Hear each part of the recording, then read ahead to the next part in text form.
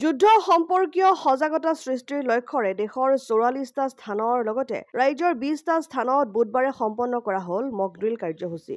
নৰসংহাৰৰ প্ৰত্যুত্তৰৰ সমান্তৰালকৈ শত্ৰুপক্ষই বিমানেৰে বোমাবৰ্ষণ কৰাৰ সময়ত কেনেধৰণৰ সাৱধানতা অৱলম্বন কৰিব লাগে জনসাধাৰণক তাৰ কিছু আভাস দিবৰ বাবেই আয়োজন কৰা হয় এই মক ড্ৰিল কাৰ্যসূচী। শিৱসাগৰ চহৰৰ দৌলমুখ চাৰিআলি, ONGC আৰু কেন্দ্ৰীয় বজাৰৰ সমীপকে ধৰি ৩টা স্থানত সম্পন্ন কৰা হয় মক ড্ৰিল। মক ড্ৰিল কাৰ্যসূচীত আৰক্ষী, অসামৰিক প্ৰতিৰক্ষা বিভাগ, অগ্নি নিৰ্বাপক বাহিনী, NCCৰ উপৰি স্বাস্থ্য বিভাগে আগবঢ়ায় সহযোগিতা। সাধাৰণ ৰাইজে বুজিব পৰাকৈ সুন্দৰভাৱে সম্পন্ন কৰা হয় এই মক ড্ৰিল কাৰ্যসূচী। যুদ্ধ সম্পৰ্কীয় মক ড্ৰিল প্ৰত্যক্ষ কৰিবলৈ প্ৰতিটো স্থানতে হয় যথেষ্ট সমাগম।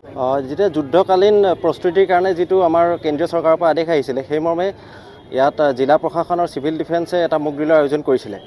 তো তাৰপিছত যেতিয়া এয়াৰ ৰেড ৱাৰ্ণিং অহাৰ লগে লগে চাইৰেন বজাৰ লগে লগে ব্লেক আউট হৈছিলে বা আপোনাৰ যিখিনি কৰিবলৈ কৰণীয় হ'ল, তাৰপিছত যে খবৰ আহিলে যে যি ২-৩টামান জেগাত ইয়াত বম ষ্ট্ৰাইক বা মিছাইল ষ্ট্ৰাইক হৈছে, তাৰ কাৰণে অগ্নিকাণ্ড হৈছে আৰু মানুহ বহুত জখম হৈছে আৰু কিছুমান ঘৰ ধ্বংসপ্ৰাপ্ত হৈছে। সেইটো খবৰ পোৱাৰ লগে লগে আমাৰ শিৱসাগৰ আস্থানৰ যিবোৰ ৰেস্কিউ টেণ্ডাৰ, ফায়াৰ টেণ্ডাৰ আছিলে আৰু কৰ্মী SDRFৰ ফায়াৰ কৰ্মী আছিলে, তেওঁলোক আহি পেলাই আমি দৌলমুখ চাৰিআলি আৰু আমাৰ চেণ্ট্ৰেল মাৰ্কেট পইণ্টত আমি উপস্থিত হ'লোহি 4খন গাড়ীক লৈ। তাৰপিছত আমি ইয়াত আহি আমাৰ যিকেইটা অগ্নিকাণ্ড আছিলে অগ্নিকাণ্ড নিৰ্বাপন কৰিবলৈ সক্ষম হওঁ আৰু লগতে আমি ইয়াত যিকেইজন কেজুৱেলিটি আছিলে, যিকেইজনে দুখ পাইছিলে, জখম হৈছিলে, তেওঁলোকক আমি চিভিল ডিফেন্স আৰু মেডিকেলৰ সহযোগত আমি ইয়াৰ পৰা চিকিৎসাৰ কাৰণে চিকিৎসালয়লৈ প্ৰেৰণ কৰিবলৈ সক্ষম হওঁ। ৰাইজৰ প্ৰতি কিবা আহ্বান জনাম?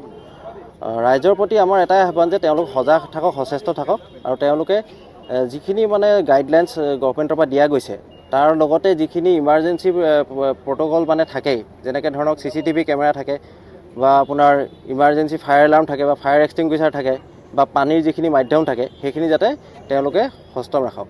কাৰণ শিৱসাগৰ টাউনত 100-150ৰ ওপৰত ডাঙৰ ডাঙৰ বহুমহলীয়া অট্টালিকা আছে। তো তাত আমাৰ ONGC ফায়াৰ ছাৰ্ভিচ আছে, আমাৰ ষ্টেট ফায়াৰ ছাৰ্ভিচো আছে, কিন্তু একে সময়তে যদি আপোনাৰ 15-20টা জুই একেলগতে লাগি যায় তেতিয়াহ'লে আমিতো একেলগতে 15-20টা জেগাতে ইমান সম্ভৱ নহয়। গতিকে তেওঁলোকে নিজৰ জেগাত যিবোৰ আপোনাৰ ফায়াৰ হাইড্ৰেণ্ট আছে, ফায়াৰ এক্সটিংগুইচাৰ আছে বা CCTV কেমেৰা আছে, ডিটেক্টৰ আছে, সেইখিনি বস্তু তেওঁলোকে যাতে ভাল কৰি ৰাখে, কাৰ্যক্ষম কৰি ৰাখে, সেইটোৱে আমি আহ্বান জনাইছোঁ ৰাইজক। শিৱসাগৰৰ পৰা সৈয়দ মুস্তাকুৰ ৰহমানৰ ৰিপৰ্ট, অসম আদিত্য।